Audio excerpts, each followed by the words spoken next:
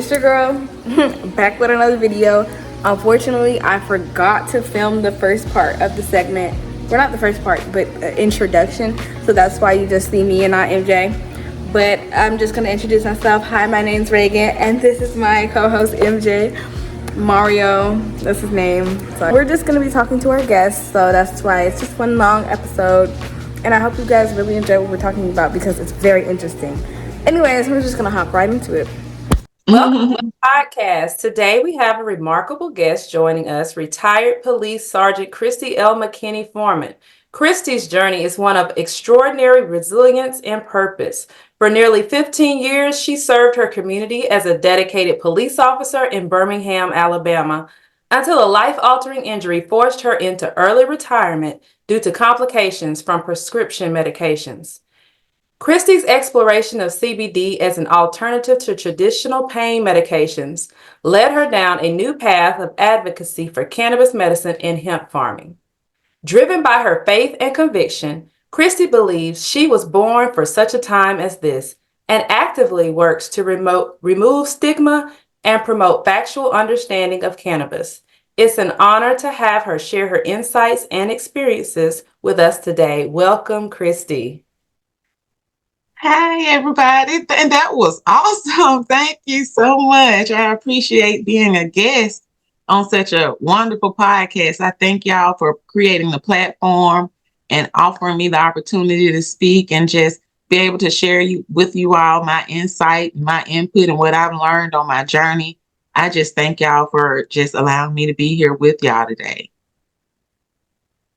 Thank you for coming on. Thank you so much. No problem at all. Anyways, we're just gonna go ahead and get started. I guess I'll take the first question. What sparked your interest in agriculture, especially coming from a law enforcement background?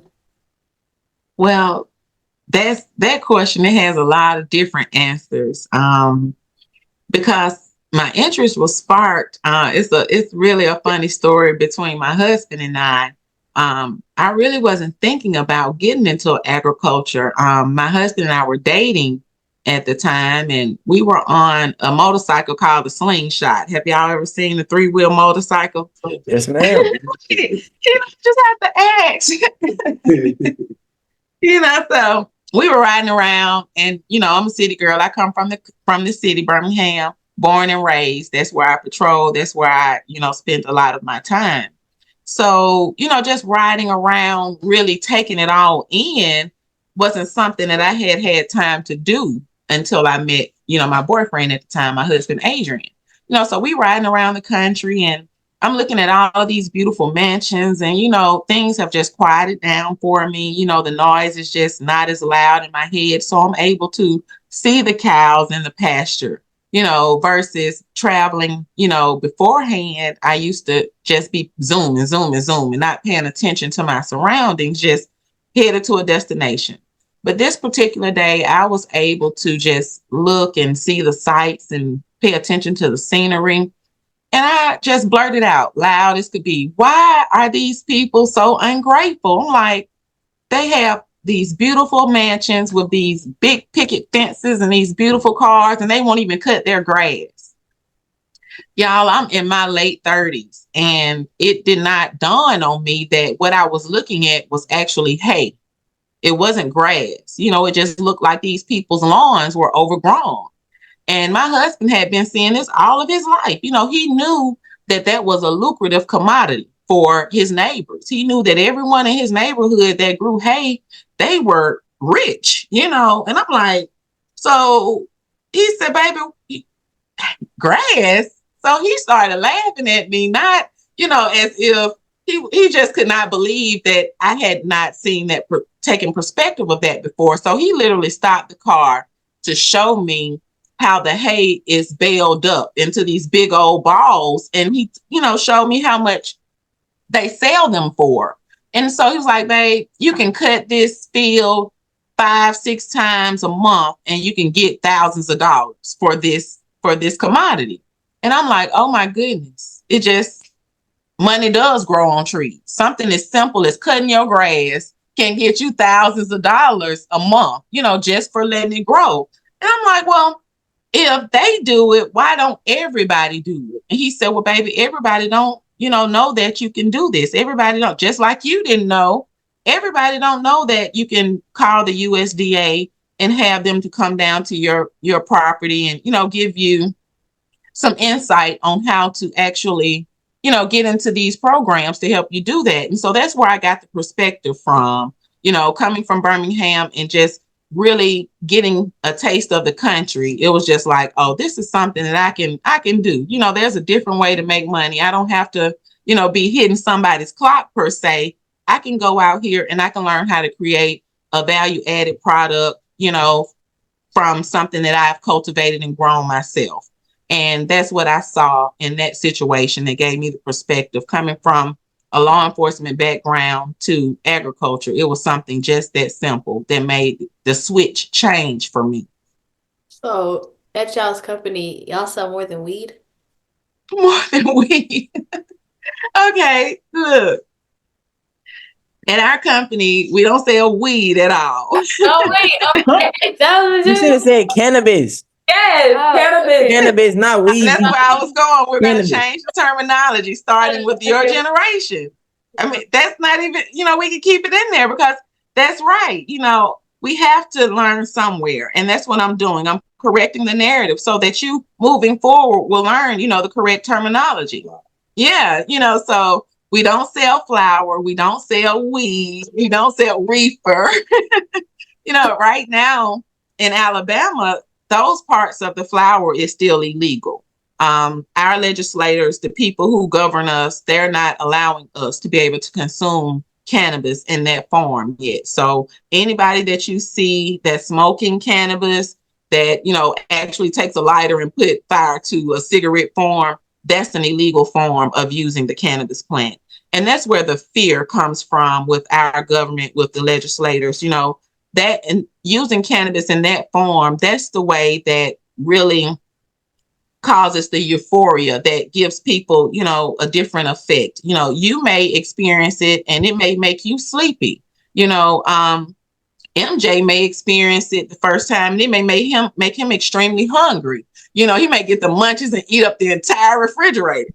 I may get it and I may go from feeling, an excruciating amount of pain to feeling light on my feet. The pain is from a 10 to a 6, and it's noticeable, so everybody's endocannabinoid system works different and everybody will experience cannabis a different way. It's just that the way that everyone is familiar with consuming cannabis, which is smoking it, it's the way that they still have illegal because they don't know how to regulate smoking cannabis.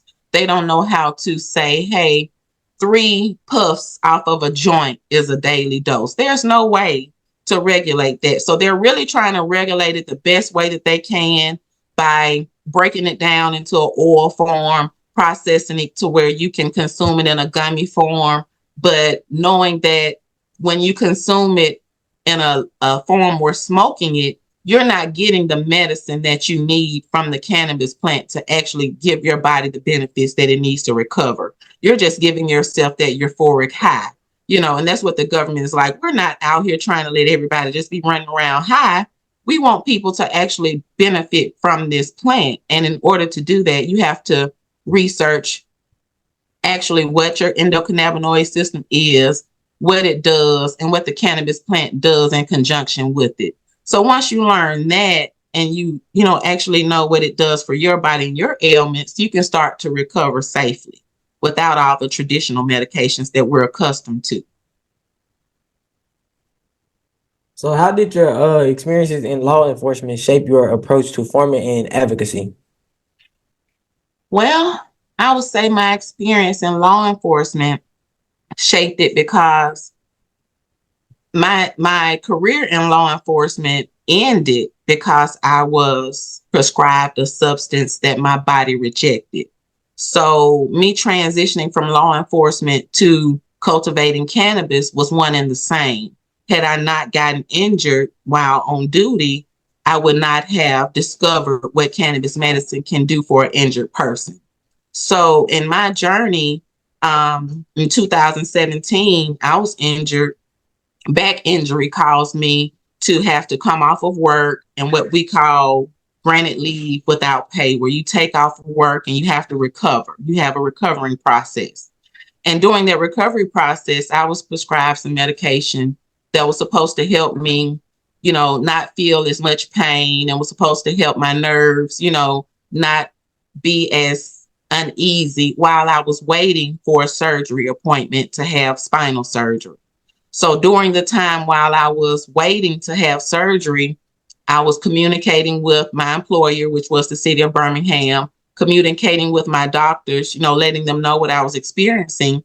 And the medication my body was not accepting it. I didn't know what I was experiencing because I had not gone through it before, just like so many other people, who get on these medications where, they give you this pamphlet when you pick it up from the pharmacy that gives you all of these warnings. But we're so sick, or we're so in such pain that we don't even want to read this. The doctors prescribed it. They ordered it. They already know it's good for me. So I'm going to take it. And that's the mentality that I was in. That's the mentality that so many people before me was in. And that's the mentality I'm trying to prevent you all from being in. I want you to question just about everything twice. You understand me? Because, we have been accustomed to putting our lives and our futures and the things that we learn in the hands of other people. Other people write the books, other people write the curriculum, we just have to learn it until the bell rings. And everything that everybody's teaching is not always right, and I learned that at a later age, and you all are at the age right now where you're so easily influenced. We want you all to make sure that you're being influenced properly. So when my injury occurred, it threw me for a loop. I went through so many emotions and so many experiences. I was like, there's absolutely no way the people coming after me are going to go through this. So I had to make a choice. I had to choose to be, illegally alive or legally dead. When the narcotics started to shut down my organs, I'm telling my doctors, I'm like, hey, I can't do this. I can't urinate. I can't defecate. I'm gaining weight. My hair is falling out. The pain is just more severe. I can't eat my food. I can't digest. There's just so many complaints. And all they did was stack pill on top of pill on top of pill. And here I am, 37 years old, with 7 or 8 prescription bottles in front of me. And all I did was go to the doctor and say, hey, I'm hurting. And now I have all of these medications that are trying to stop the damage that was caused from these dangerous narcotics.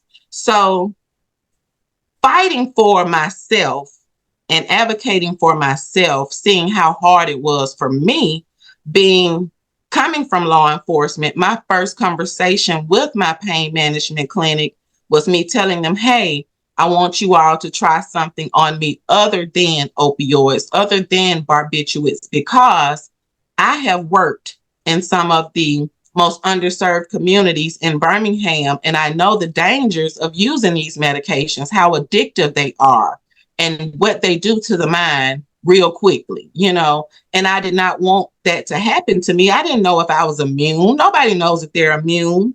And I quickly learned that I wasn't, that was all the doctors had for me. There was nothing else out there available that was safer. All along, cannabis has been around, but we haven't had access to it. I didn't have access to it in 2017. So I had to go through the motions of going from pain doctor to pain doctor, trying to find something that was safer with no good end result. So it wasn't until I was introduced to CBD oil that my life changed, that I was saved.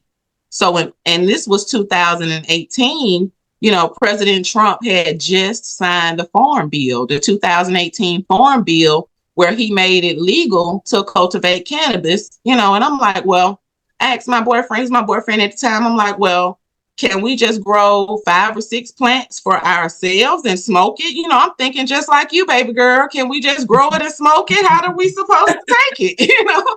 They telling us it's legal, And I've done all this research, and I don't want to keep getting it from the gas stations. It's a hit and miss. Some bottles work, some don't. Sometimes I get some good medicine, sometimes I didn't.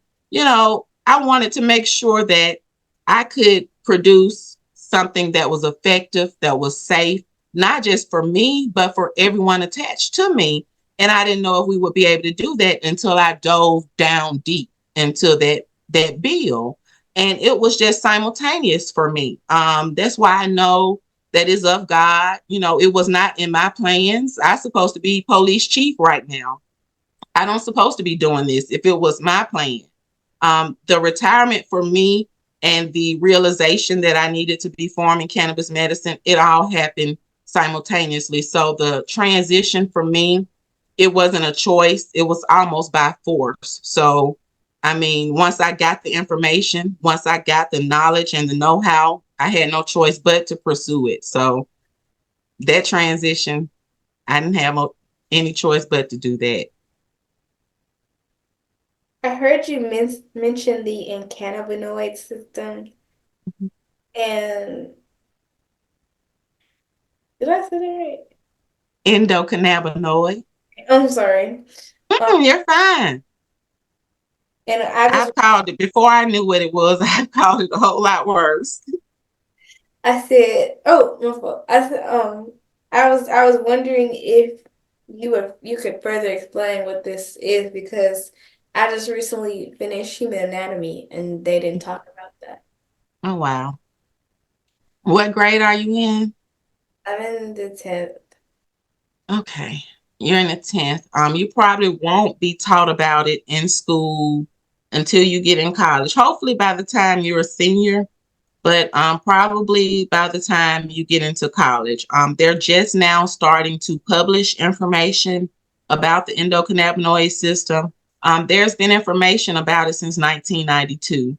There's a scientist that discovered it long, long time ago. And the information that he published, it was basically made illegal and made dormant so that we would not research cannabis. And that's a whole nother conversation for a whole nother day when we get into cannabis medicine and pharmaceutical medicines and the battle between the whys. But the endocannabinoid system is a system that is inside of your body. It lays dormant until it is activated. It cannot be activated unless it's activated by the cannabis plant. So the cannabinoids that are found in the cannabis plant, which is over 100, maybe 121 now, they're still finding them.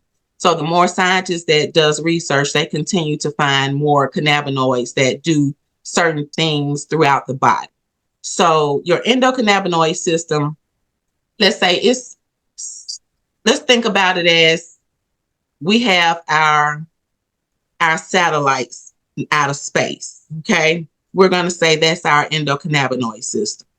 And we have our Wi-Fi. We're going to say that's the CB1 and that's the CB2 sensors that are in our body. That's everything that happens that makes you feel pain. It makes you sneeze. It makes you hiccup. It makes everything that your body does, though CB1 and CB2 receptors in your body tells your brain to do it. So that's your Wi-Fi connection between the CB1 and the CB2 receptors. None of that works. Your cell phones, your laptops, your PlayStation 3s, none of that works without that signal and without that satellite, right? All of that working together is called the entourage effect. So with that being said, your body feels pain or your body feels an illness, your CB1 or CB2 receptors tells your brain, hey, I have this going on. Your endocannabinoid system, if it is activated by cannabis, intervenes and says, hey, I'm going to go in and send everything, the soldiers, everything that your body needs, healthy tissues, amino acids, your fatty acids, omega-3s, all of your nutrients, all of your vitamins that your body produces to keep you healthy. Your endocannabinoid system captures all of that and says, hey, we're going to target this area that's hurting, that's ill, whatever is going on here, and we're going to put a lot of attention there so that it can recover quickly. So we were taught that our dominant system was the neurological system, that your brain controlled everything. Nothing can function without your brain. Well, it can function without your brain, but everything can function better with your endocannabinoid system activated. And the cannabis plant is the only plant known to man right now that has the cannabinoids inside of it that's smart enough to read what your body is saying and go and fix it. That's the endocannabinoid system. The human superpower. The human superpower, yes. The most miraculous plant on the planet. It is.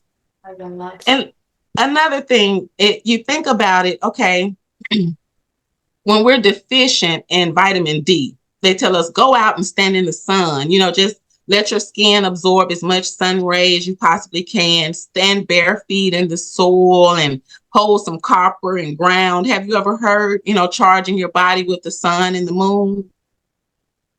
I see you nodding, MJ. You're familiar with it. Well, listen, if you cut yourself right now with a piece of paper, you get a paper cut. If you look at it tomorrow, it's probably closed. You probably didn't have to do anything. You didn't have to touch it. You didn't have to put peroxide on it or nothing. Something happened with your body to make it seal, to make it heal. It can do that all by itself without your help. Your body is smart enough to do that all by itself. But if you get a gunshot wound, if you get cancer, if you get something so traumatic or something so chronic that your body is having to go into overdrive to try to make it seal or to try to make it heal, your body needs a supplement. It needs some help.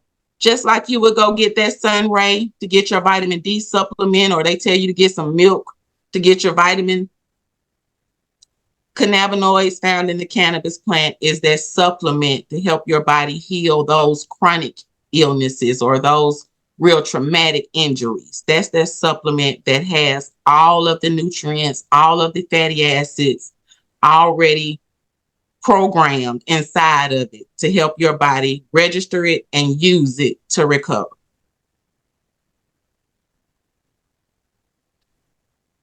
Next question. Did that explain it? Yes, ma'am. Okay, good. Can you share any challenges you face transitioning from law enforcement to farming, and how did you overcome them?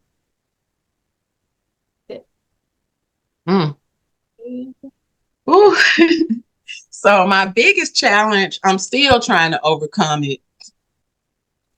The biggest challenge in transitioning is just knowing the truth now about this plant and understanding why the laws that govern this plant was written so long ago and the way they were written. When you're an adult and you're trying to provide for your family, you don't do a lot of research as to why the company got into business. You're just glad the company hired you. If it's a reputable or legitimate company, you're just glad the company hired you, and you try to follow their rules and regulations, and you try to do what they ask you to do, as long as it's not hurting anybody or, causing any harm. And at 22 years old, becoming a police officer, I made it my business to make sure that everything I did was following the laws and the rules that I swore to uphold and serve and protect and make sure that I did my job. And it was so many things that were challenging being a police officer, being a Black female police officer in Birmingham. You really don't have time to question why the laws were written the way they were written. You enforce them. They've been enforced, and who are you to come in and change the rules? So you get kind of brainwashed. You get kind of programmed into following the agenda. Whether you're a school teacher, whether you're a police officer, a firefighter, whatever the rules are that are in place, especially if you're a civil servant, you're going to follow those rules. So the biggest challenge I've had transitioning is just thinking about all of the people when I was a child, when I was a teenager, when I was a police officer, that I know whose lives were disrupted because of arrest for being in possession of cannabis medicine. Um, Knowing what I know now, that I don't believe that cannabis should have ever been illegal. I don't believe that cannabis should have ever been taken and replaced with pharmaceutical medications as a whole. I really feel like it should have had a place in there somewhere long before now. And I don't think that people should have been criminalized the way that they were criminalized now that I know better. And knowing that now, it really just bothers me to think back on a lot of the cases that I witnessed or was a part of, or even after being, retiring from law enforcement, just knowing of, mothers who may have been suffering from anxiety, or mothers who may have just been trying to just take a breather, who may have consumed cannabis one time, it was in their system, someone called DHR, boom, now their children have been taken out of their custody for consuming cannabis medicine, and that's just because she or he weren't properly educated on how to consume cannabis medicine. And also because the laws prevented them from using a substance that, makes people feel so much better. And just knowing that all of these years, a lot of people who were just ill or injured, who have been victimized or criminalized for being in possession or consuming cannabis medicine, a lot of these people, their lives still have not gotten back on track from being interrupted from the arrest. A lot of these people's lives were turned upside down because of that cannabis arrest. And it still makes me just wonder, is the government ever going to do anything? Are they ever going to say, if nothing else, I'm sorry for our forefathers, making this a law that should never have been a law the way that it was written? I don't think that will ever happen. But knowing that our people are not educated, knowing that they're not getting the propaganda publicized the way that it should be publicized so that we can correct that narrative, it's a hard transition, because it's like, how do I tell the world? How do I make sure everybody knows that even though the government is slow about telling you all choose cannabis, people need to know. And I don't know how to do that. And not being able to solve that issue is a hard pill for me to swallow. So I still haven't transitioned, into that mindset of, I still want to reach the people. I still want to serve the people and help everybody. But I got to do it in a way that I don't get in trouble. I don't get everybody in trouble, because if it was up to me, I would tell everybody, go plant some cannabis in your yard tonight, cultivate it. I'm going to teach you how to grow it. I'm going to teach you how to process it so that you can, learn to recover, learn to feed your body what it needs, learn to heal the planet with this plant. It's so much that can be done, and I can't do that legally. So I'm always thinking about the what ifs on the legal aspect of it, knowing that the people who make these laws know better, but they're still not doing better. And there's nobody checking them. There's nobody saying, hey, y'all are dragging your feet. Y'all are slow poking around while people are dying. And nobody's ringing that bell saying, hey, government, hey, federal government, decriminalize cannabis medicine and allow people to heal in the best way possible for their ailments. So that's a challenge for me still, knowing that the government knows better and still hasn't done better. Did you ever receive any backlash from coming from law enforcement, and now that you're selling cannabis, it's like a thing? Well, I won't say backlash. I'm sure it's coming. I haven't really gotten out in the world yet. I'm still local, and the people who who's supporting me, they know me or know someone who knows me. So they know my heart. They don't look at what my profession was and think that I'm just trying to capitalize off of cannabis.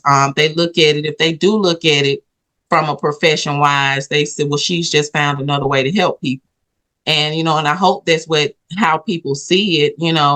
I would not have chose to be a cannabis cultivator. Like I said earlier, I had planned on changing the whole way police people. I planned on being a police chief by now, making sure that there was some empathy, being enforced out here while the laws were being enforced. And, that was taken from me because he had another purpose for me. I feel like my time on patrol and, in the detective bureau, guarding the mayor, just my time as a Birmingham police officer, I was doing recon. He was putting me in the places with the people who needed the most help. He was putting me in the places with the people who were suffering the worst so that I could see firsthand what was really going on out there and what was happening to his people. Because, unbeknownst to me, there was a plant, out there that could help people detox from these hardcore drugs, that are taking over the streets. There's a plant out there that could help people heal from these ailments and these illnesses that are killing people prematurely. There was a plant out here that I didn't know. I'm questioning God all these years. How can I help your people? Just writing a report or giving out a case number is not really helping. How can I help? And this is what he put in my place, in my lap. He put it in my hands like, here, you got to do something with this. And I know there will be people that are going to say, how dare you? 1 minute you're arresting people, for possession of cannabis, and now you're selling cannabis. I anticipate those people to, come around, because who else can they say knows more about the behaviors of people while under the influence of certain substances besides first responders? If you see someone who's malfunctioning because they've consumed too much alcohol or too much meth or too much fentanyl, whatever they've consumed, whether it's causing them to malfunction irately and violently, or it's causing them to malfunction to where they're in a state of zombie where you're thinking they're about to die. Either way, you're calling 911. The police is coming first. The paramedics will not come until the police give them the clear. So you're going to see a police officer arrive on any scene with any substance. I don't care what it is. They're coming first. So they can tell you, any first responder, I dare them to call me out and say that I'm being dishonest. They are first on scene. They are first to determine what substance a person is on and under the influence of. They are first to determine and document how these people are behaving under the influence of these substances. So the reports of police officers and first responders, that's the data there.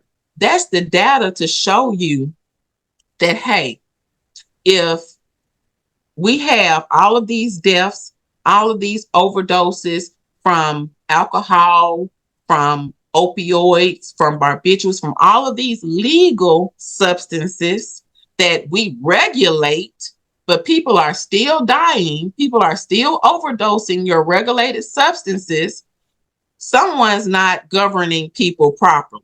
You're not giving people the right choices, because we have this medication cannabis plant that has never caused anyone to overdose ever in the history.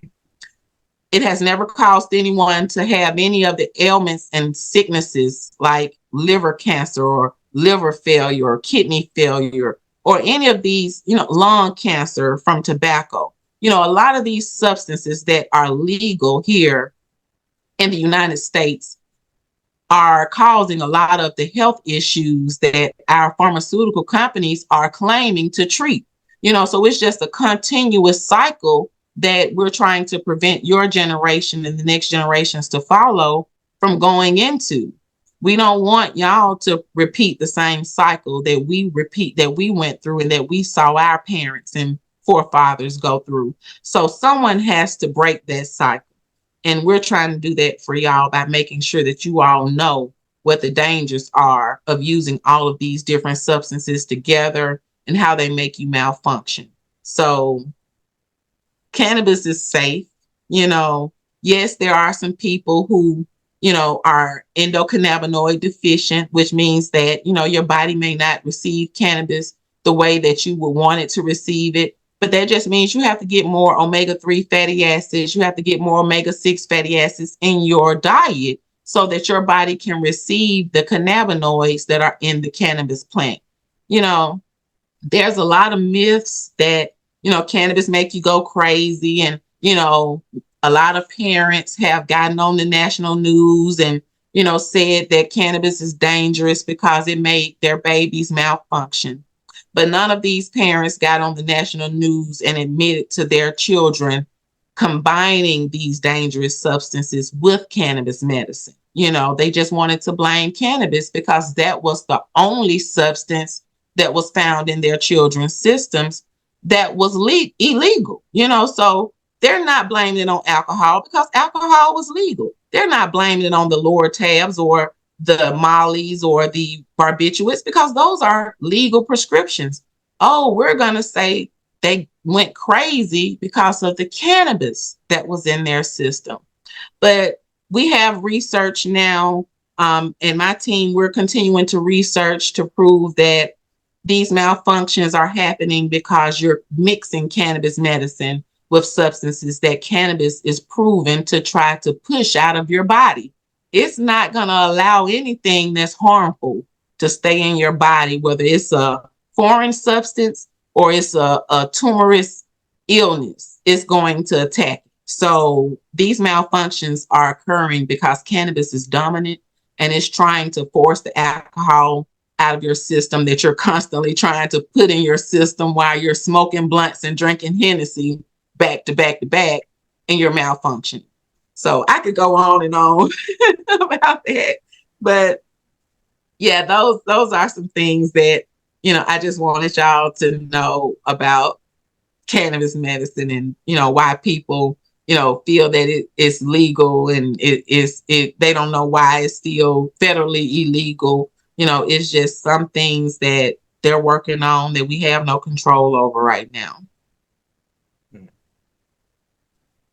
What advice would you give to teens interested in pursuing a career in agriculture or advocating for cannabis medicine?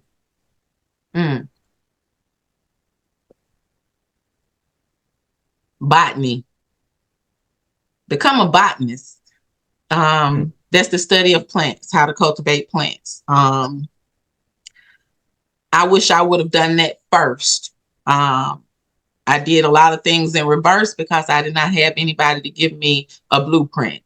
I would study how to cultivate, how plants grow. I would study plants first. I would study the cannabis plant first. Of course, I'm going to advocate for y'all to study the cannabis plant because it could actually change the planet for you all and your children. It can change the course of healthcare and how you all heal and reproduce and everything. It's just so beneficial. So of course I'm going to say study it, study and learn as much as you can about it.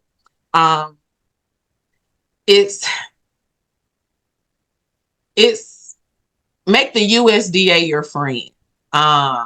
A lot of older people will tell you, that they're scared of, the big wigs, the government agencies, they don't want people to know, where their land is. Find out as much as you can about the USDA programs, their grants, any assistance that they have to help you from A to Z, from learning how to be in agriculture to learning how to purchase land to helping you purchase land, at low interest rates. Make the USDA your friend. There's so much to learn There's so many benefits there for you. Matter of fact, I want y'all to go to USDA.gov right now and add it as an alert. I need y'all to start getting their alerts to your email, because they have grants for students, I think from 5 years old to 18 years old, where it's a simple grant where they will give you $5,000 just for you doing this small essay, just saying that you're interested, whether it's in cannabis or cultivating a lemon tree, it doesn't matter. Just the fact that you're interested in cultivating, some type of commodity, they're wanting to help you do that. So they will, you write the essay saying what it is that you want to cultivate and how you plan on cultivating it. If you've already started, you just take some pictures showing them your process, how you got it in, your cups or your seeding trays. However you start your process, you send this 1-page essay to the USDA packaged up with some pictures and their application filled out.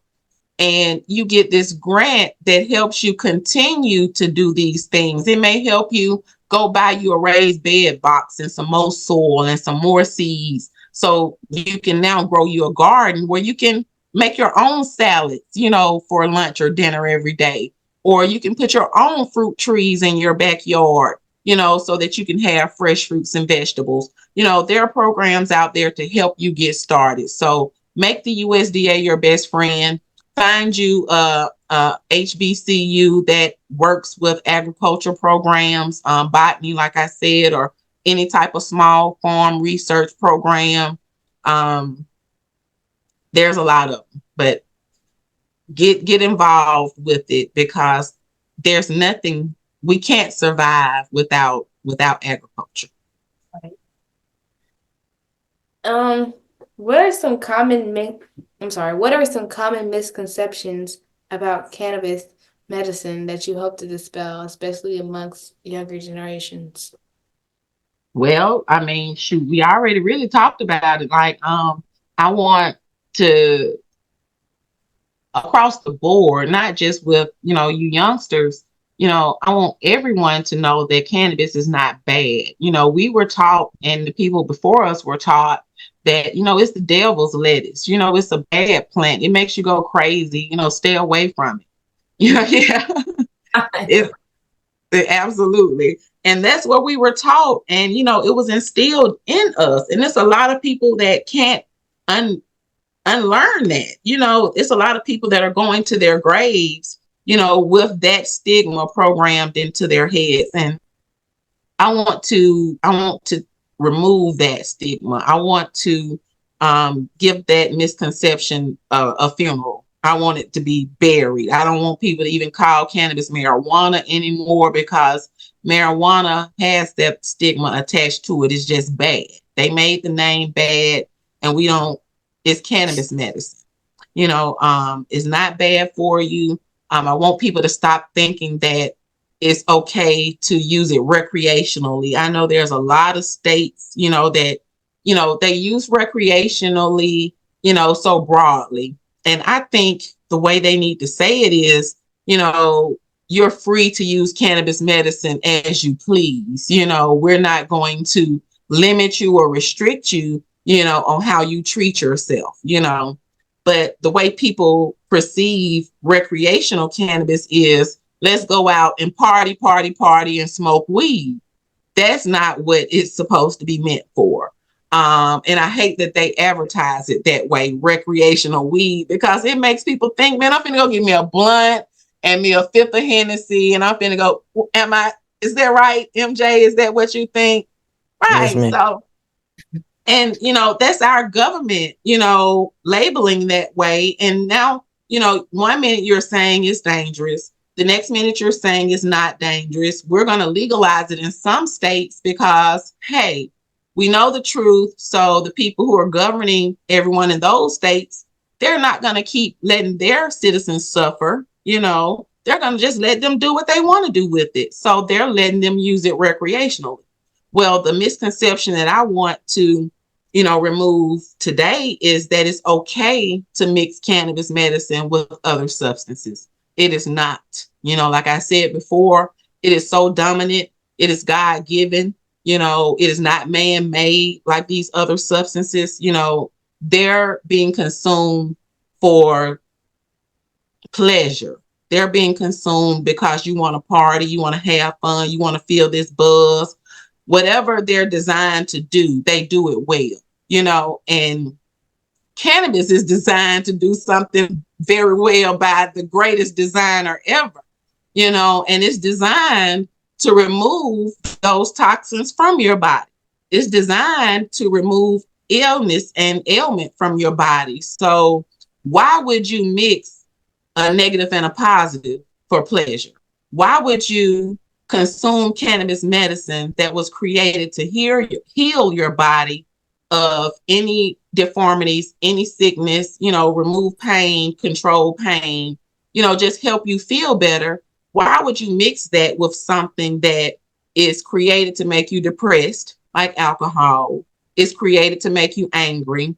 It's created to intensify those emotions that make you rageful, and make you have irrational thoughts. So why would you mix those? That's an atomic bomb waiting to happen. And then we have our babies out here in the streets, violently killing each other, all day, every day. And nobody's saying, hey, you're malfunctioning because you're smoking blunts, popping pills, sipping syrup, snorting cocaine, and drinking Hennessy at the same time. That's why these babies killing each other. They're malfunctioning, but nobody's telling them, hey, put the bull crap down. The stuff that they're promoting, these different liquors and stuff that are for grown folks who know how to consume this stuff at their leisure, don't play with that stuff. Your bodies are not even mature enough or developed enough to metabolize this stuff safely. And then you're combining all of these chemicals.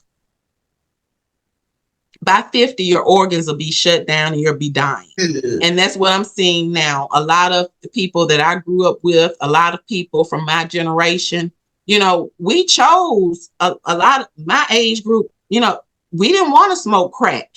We grew up in the 80s. We saw what the crack pandemic and epidemic did to our parents and our aunts and our uncles and grandparents. So it was like if people who wanted to get high, they was not going to smoke a pipe and a crack rock. Pills were safer. The doctors ordered those, pharmacies created. So that high that generation started to get from those pills and the addiction that came from the opioid epidemic from the 80s to the 90s to the 2000s created this fentanyl pandemic, this heroin pandemic. They needed the drugs to get stronger and stronger and stronger.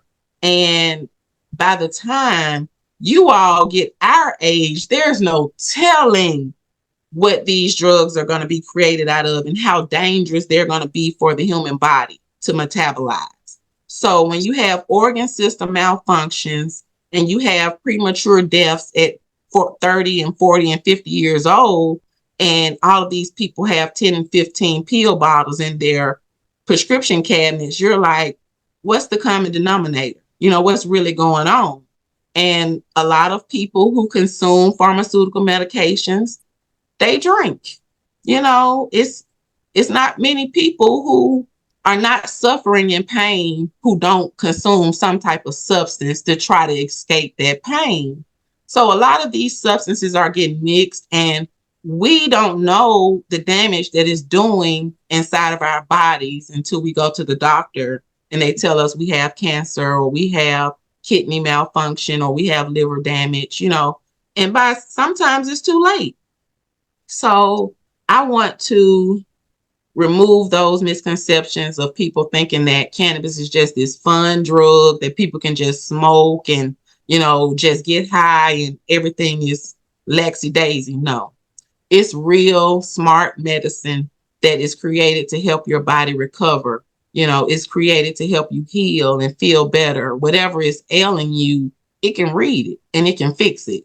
But it doesn't need anything interrupting it. It doesn't need anything else interfering with what it was created to do. So that's the main thing that I want people to know. If you're going to consume cannabis medicine, consume it alone and let it work. Let it do what it's supposed to do. What are your hopes for the future of cannabis research and legislation, particularly concerning in wait, wait, We supposed to particularly the last one. The what? last. I was asking my question. Wait, you want to ask it? No. Okay. They want to ask you about the coloring book. That's what it is. Because a lot of the questions that they had, you've already answered. So they wanted to ask you to get some information about your Wait, color book. Yeah. Can y'all see them? Yeah, can you? Wait, what is Hey, let me that? put my glasses on so she can look like me. Y'all see her? It looks really nice. So I created this first coloring book thanks to your mom. Listen, your mom is just super smart and she is a great lady. And I just told her, listen, it's just Oh, your mic went on mute for a second. Oh, okay. Wait a minute. Oh, it on the clipboard. Okay. So I told your mom, I was like, listen, my husband, he said it first, he spoke it into existence. I think my husband, he may be some type of prophet or something. I don't know. But God be talking to him and he be talking to me. But he told my husband that I needed to get, my message out. And he felt like I needed to write a book. And while he was speaking to my husband and my husband was speaking to Lanika, to your mom, God was speaking to me and telling me that I needed to write a children's book because that's where my heart is. Even while I was on patrol, there were some scenes that I couldn't go to or some units that I didn't want to get promoted to because I felt like I'd have probably ended up in prison because I'd have probably did something to the suspect that had did something to the child. See, I don't play about folks messing with children. I just don't play about that. So, to keep my children mama at home and out of prison, it was just some stuff I just kept away from. And I knew that in order to reach the next generation, in order to save the next generation, someone had to be an advocate for them, for y'all, for the ones that come after y'all. Someone had to make sure that there was someone in their ear other than their parents. I'm a mother. I'm a mother of 2 biological children. I also have a bonus daughter. My children are adults, but even though they're adults, I still worry about them because of the world we live in. I'm still concerned about their safety. If they do give me grandchildren, I want the world that they grow up in to be safer, or if not safer, I want them to know how to operate in this world, and I want them to always be mindful of the dangers in it. So just with the experience that I've had in life, like I said, growing up in the 80s, in the midst of the drug pandemic, growing up in the city of Birmingham and being a police officer, I've experienced a lot. I've seen a lot. I've counseled a lot of people through a lot of situations. I tell my children a lot of times I may not have gone through it, but you best believe I've met someone that has gone through it and probably sat with them through it until they got through it. So I know how to get through some stuff. And I want to make sure that y'all know y'all are not out here alone. Y'all have someone that's going to be giving y'all the game, giving y'all the blueprint on how to have etiquette out here, how to stand up for, what you believe in, fight for what's right. Don't let nobody just tell you anything. If the hairs stand up on the back of your neck, trust it. That's your judgment. Those are your angels. That's God protecting you. Question it. Question it. Question it. It's okay to, want to get a second or third opinion. Sometimes even us as parents, I'm not saying question your mama. Don't never question your mama, just playing. But sometimes even us as parents, we have so much more left to learn. And we all are learning a lot of this stuff right here together. And we have to be patient with each other. And I just want y'all to know that, there's a lot of stuff that y'all are going to encounter with people. There's a lot of different energies that people carry that you can't decipher just by looking at them. You can't decipher just by speaking with them. Sometimes you develop friendships with people that have ill will, but you have to know those red flags. You have to know when people tell on themselves. You have to know when people are exposing their true character. You can't overlook this stuff. You can't just let people think that you're naive or think that you're green and they can just walk all over you. You have to have some type of foundation to know that, hey, I got some common sense, I got some book sense, I got some street sense, I got some hood sense, whatever I need to get out of a situation that, you feel unsafe in, or, you feel like you're stuck. You need to know how to maneuver out here in the world. And I'm going to write a lot of these coloring books and just have conversations with y'all while y'all are coloring. You can have conversations with your parents while you're coloring. It's for all ages. I said from 5 to 100 on here. So if you can color, if you can listen, then the coloring book is for you, because it's an interactive coloring book. The first, I think, 28 pages. Let me see. The first 28 pages, they're for the young adult or the child.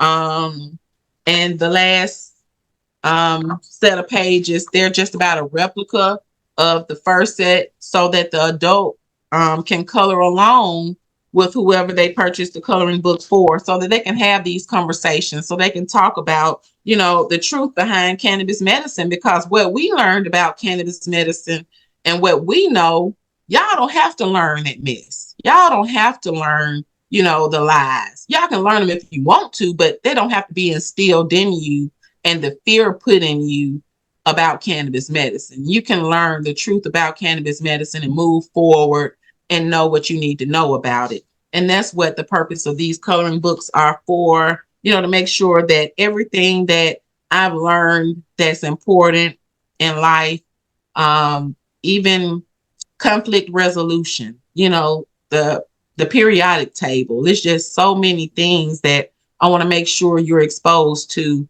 You know how to go to the USDA and get a tunnel house for free so you can grow your vegetables and fruits year round. I'm going to put those instructions in one of these coloring books. So when you're 18 and you have a plot of land and you want to get you a tunnel house and it costs $8,000 and you want the government to pay for it, you can go say, hey, I got a coloring book that tell me exactly how to do that. I don't have to even go to Google. I don't have to go call nobody. Countercop Kristy and already told me how to get my greenhouse. So I'm going to make sure y'all have a reference for everything that y'all need.